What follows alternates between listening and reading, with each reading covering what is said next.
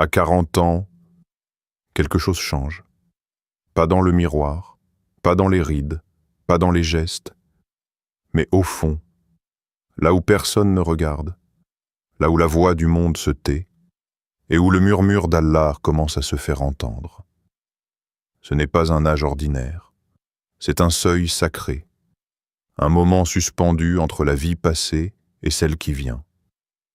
Comme si le cœur, après des années d'errance dans le tumulte de la dunya, retrouvait enfin la direction de la Qibla intérieure. Le prophète Muhammad a reçu la révélation à cet âge. Et ce n'est pas un hasard, car avant la lumière, il faut d'abord connaître l'obscurité. Avant la parole divine, il faut avoir goûté au silence du monde. Est-ce que nous ne lui avons pas donné 2 yeux, une langue et 2 lèvres, et ne lui avons pas montré les 2 voies? Sourate Al-Balad, 98, 8, 10. 2 voies, toujours. Celle du monde et celle de Dieu.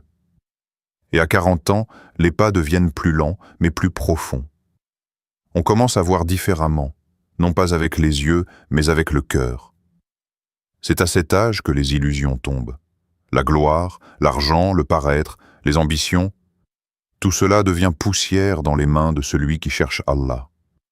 La course effrénée s'arrête. Et soudain, on entend. On entend le silence. On entend la vie. On entend le souffle de l'âme. Dans le désert du cœur, une oasis apparaît. La sincérité. Les enfants grandissent, les parents vieillissent. Le monde tourne encore. Mais à l'intérieur, une voix douce dit « Es-tu prêt à m'écouter maintenant ?» Ce n'est plus l'âge de faire, c'est l'âge de devenir. Younes, 40 ans, cadre dans une multinationale, père de 3 enfants. Tout allait bien. Une maison, une voiture, une stabilité apparente. Il n'avait jamais été très religieux. Il faisait parfois la prière, par habitude. Mais sans y mettre le cœur. Une nuit, il rêve. Il est seul, dans un désert immense. Le ciel est d'un noir profond, mais parsemé d'étoiles. Devant lui, un livre ouvert, flottant dans l'air. Il ne voit pas les mots, mais il ressent une chose qu'il n'avait jamais ressentie. La paix. Une paix qui le fait pleurer dans son sommeil. Le lendemain matin, il entend une récitation du Coran en voiture. Une simple sourate. Et là, les larmes, incontrôlables. Il s'est arrêté. Il n'a pas compris ce qui lui arrivait. Il disait « Je ne sais pas pourquoi je pleure, mais je sais que c'est vrai, que c'est vivant, que c'est pour moi. » C'est à 40 ans que son cœur s'est ouvert, non par logique, mais par appel. Allah nous connaît mieux que nous-mêmes. Il sait à quel moment le sol est prêt à recevoir la pluie. Avant 40 ans, beaucoup vivent dans la surface. Mais à cet âge, l'âme commence à réclamer la profondeur. Et il est celui qui vous a fait vous développer progressivement de la terre. Puis vous a établi sur elle. Coran 11, 61. Tout est progressif. Rien n'est précipité dans le plan d'Allah. Et à 40 ans, c'est comme si l'âme accède à une porte intérieure longtemps fermée. Pas par punition, mais parce qu'elle n'était pas encore prête. Et toi, qui écoutes ces mots, as-tu ressenti cet appel silencieux? As-tu déjà été seul? Vraiment seul? Sans bruit, sans écran, sans tâche, juste avec toi-même? As-tu senti cette paix étrange, ce frisson doux, cette larme qui ne vient pas de la tristesse, mais de quelque chose de plus grand que toi? Et si Allah t'appelait en silence, l'entendrais-tu? La jeunesse court après la connaissance extérieure. Diplôme, information, livres, débats. Mais à 40 ans, on cherche la connaissance intérieure.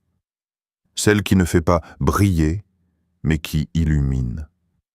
C'est là que commence la sagesse. Pas celle des mots, mais celle du goût. car le Coran ne se lit plus avec les yeux, il se lit avec l'âme. Et à 40 ans, l'âme a faim de vérité. Celui à qui Allah ouvre la poitrine à l'islam, celui-là reçoit une lumière venant de son Seigneur. Coran 39, 22. Marcher dans le désert, ce n'est pas fuir. C'est revenir. Revenir à l'essentiel. Revenir à la voie. Revenir à Allah. Et c'est à 40 ans que cette marche commence, pour les cœurs choisis. Tu pensais que ta vie était finie? Tu croyais que tu avais tout vécu? Tu pensais que ton apogée était derrière toi? Non. C'est maintenant que tout commence. Il y a un moment dans la vie où le monde perd ses couleurs. Pas brusquement, mais comme un lever de lune effaçant doucement le soleil. Les choses brillantes deviennent ternes. Les musiques qui faisaient danser deviennent du bruit, et les réussites, autrefois célébrées, résonnent comme de vains échos dans une pièce vide. À 40 ans, ce moment arrive. Ce n'est pas une crise. C'est une clarification. Comme le prophète qui s'éloignait du tumulte de la Mecque pour s'enfermer dans le silence de Hira. Il ne fuyait pas les hommes. Il cherchait autre chose. Quelque chose que ni les marchés ni les festivités ne pouvaient lui offrir. Quelque chose d'invisible, mais plus réel que tout ce qu'il avait vu. Ce monde est un banquet. Il te nourrit, jusqu'à te rassasier.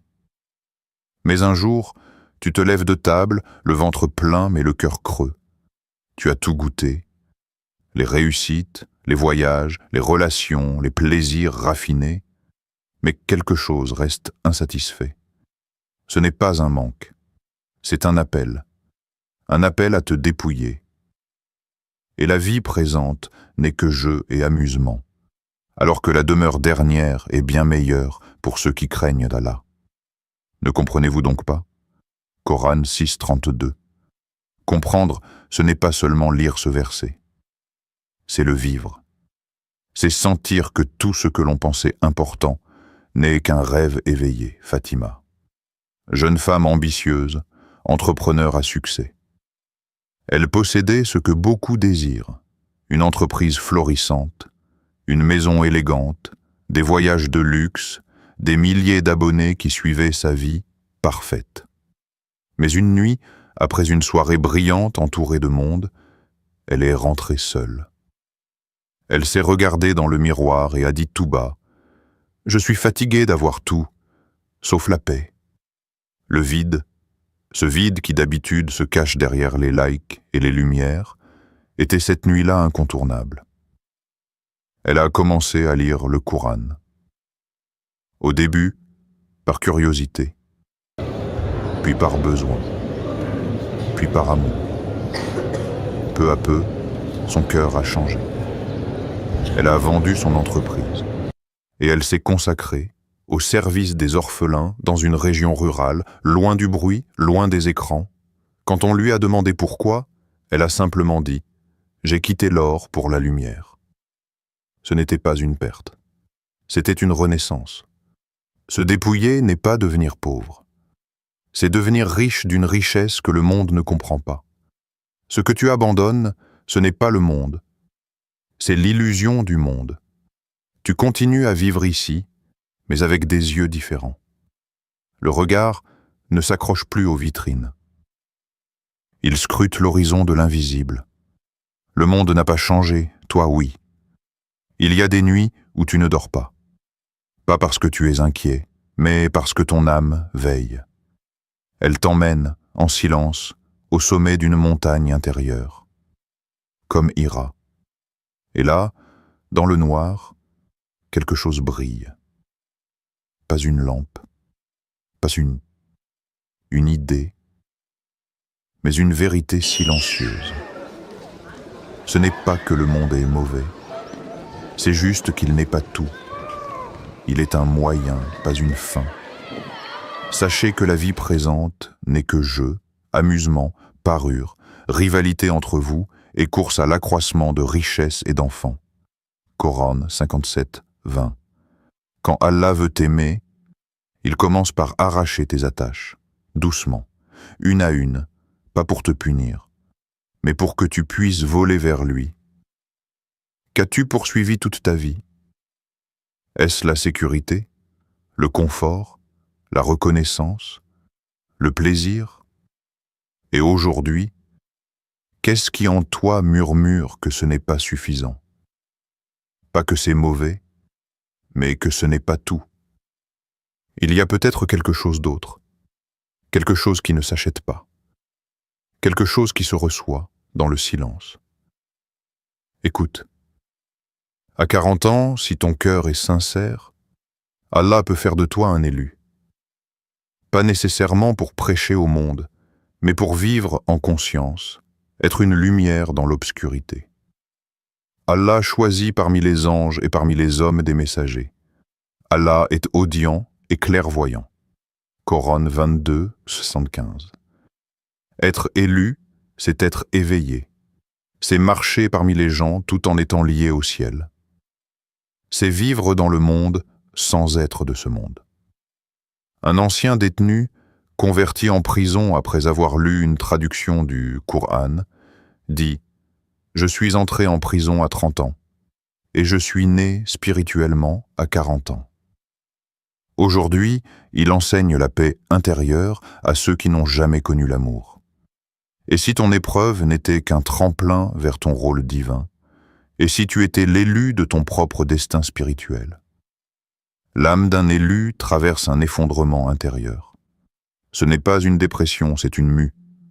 À 40 ans, on ne cherche plus à briller, mais à se purifier. Réussit certes celui qui la purifie, et est perdu certes celui qui la corrompt. Coran 91, 9, 10. L'ego s'efface doucement. Les blessures deviennent du carburant spirituel, et l'élu se reconnaît non pas par sa force, mais par sa lumière intérieure. Karim, toujours dans la compétition, disait que le monde lui devait quelque chose. À 41 ans, une maladie l'obligea à s'arrêter. Ce silence devint le début de sa transformation. Il dit un jour « J'ai été brisé pour apprendre à aimer. Quelle partie de toi? Allah est-il en train de faire mourir pour que ton vrai toi puisse vivre? » À 40 ans, la vraie vie commence. Pas celle de l'extérieur, mais celle de la mission. Ce n'est pas toujours spectaculaire. Parfois, c'est dans le silence d'un bon comportement, dans une prière sincère, dans un sourire donné pour Allah. Et je n'ai créé les djinns et les hommes que pour qu'ils m'adorent. Coran 51, 56. L'élu comprend enfin que tout ce qu'il a vécu n'était qu'une préparation. Maintenant, il marche, avec Dieu. Le prophète Muhammad, à 40 ans, était seul dans une grotte. Et à partir de là, il a changé le monde. Que personne ne te dise que tu es en retard. Tu es peut-être exactement à l'heure divine. Et si tu étais en train de naître maintenant? Es-tu prêt à accepter ta mission, même si elle commence dans l'ombre?